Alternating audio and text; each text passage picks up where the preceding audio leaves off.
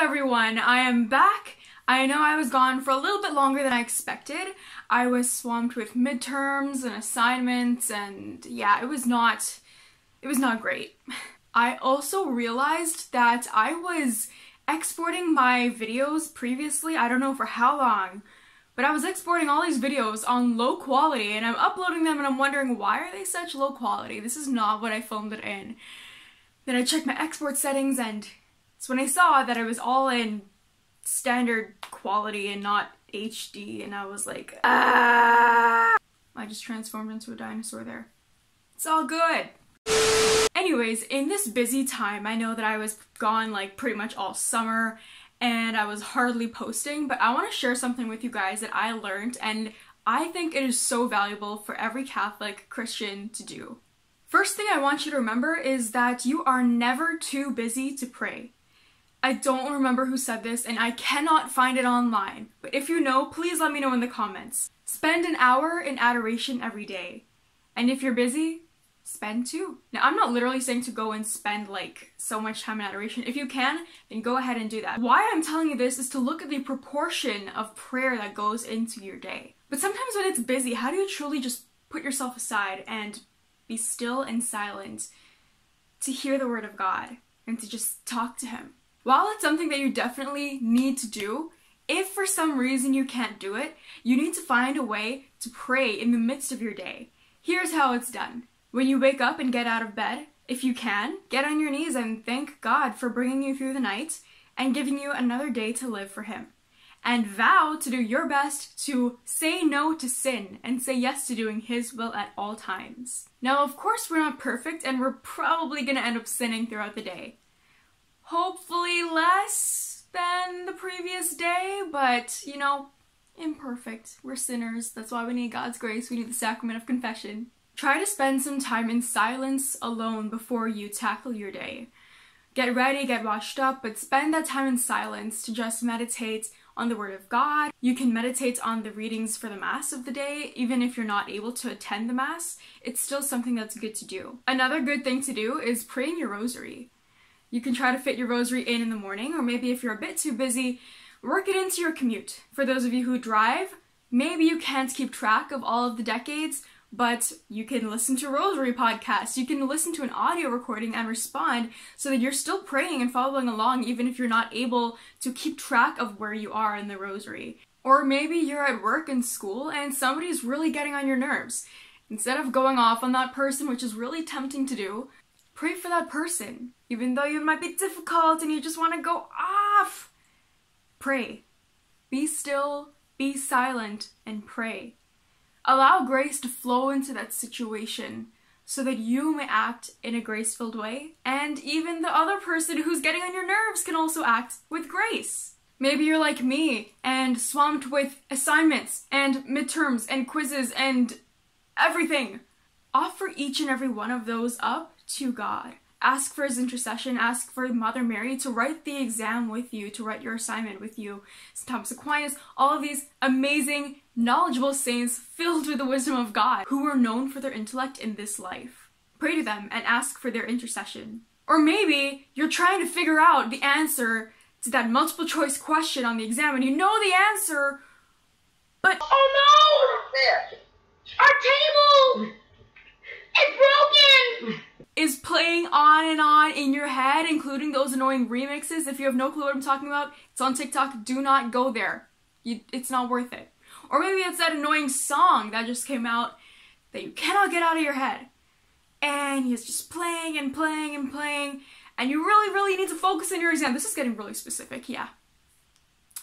Anyways, if that is happening to you, breathe.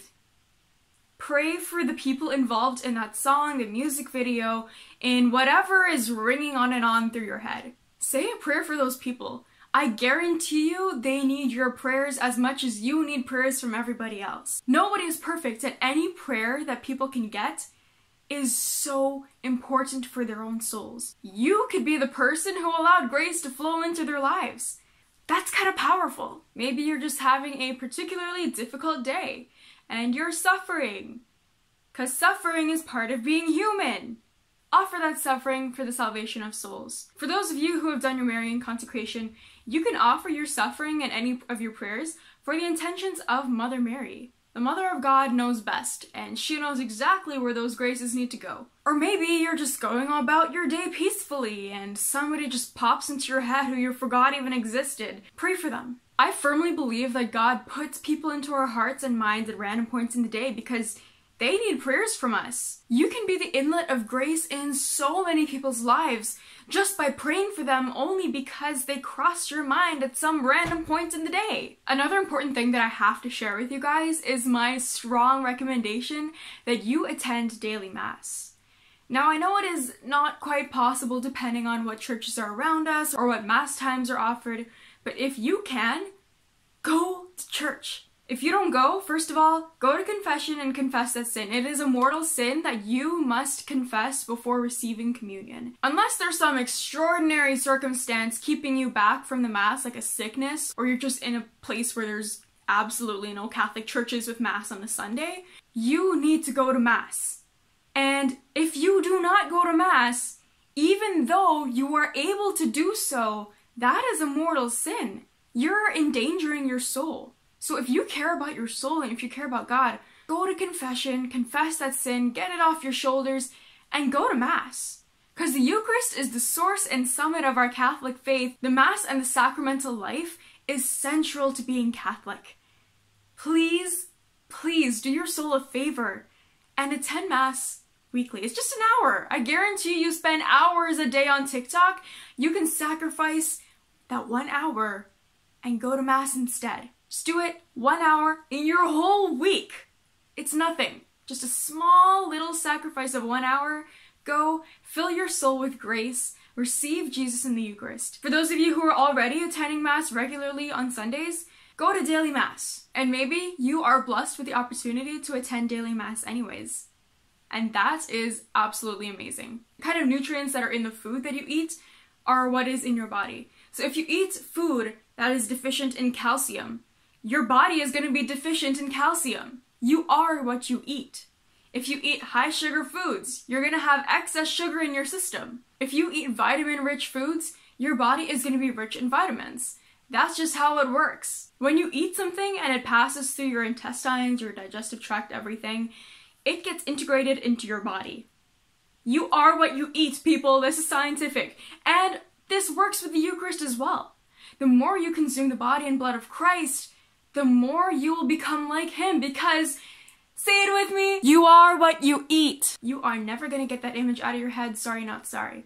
But I cannot stress this enough. If you want to be more Christ-like, you must be Christ. You must receive him in the Eucharist as often as possible, ideally daily. When you're in the state of grace and you receive the Eucharist often, and you will be able to live the gospel and proclaim it to everyone you meet. And here's a little something to build off of praying always.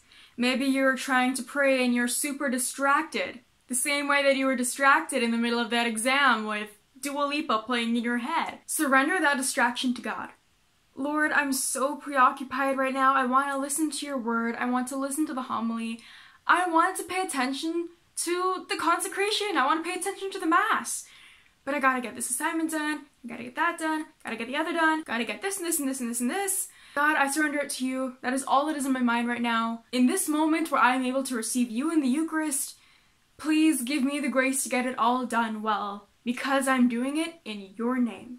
And even when you receive the Eucharist, all of those intentions and random thoughts that came to you during the day and distracted you, or just kind of lived in your mind rent-free all day for whatever reason, pray for all of those things when you receive communion. You can allow grace to enter all of these people's lives and enter your own as well for all of these endless tasks that you have to get done.